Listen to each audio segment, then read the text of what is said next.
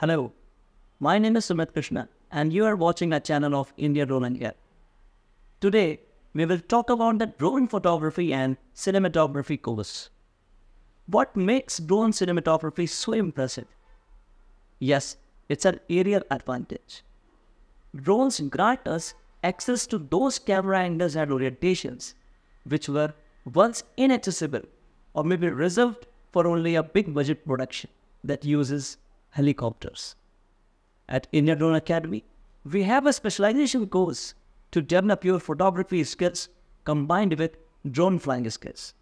Our expert instructors will teach you how to take a smooth, steady and clear shots during different lighting conditions.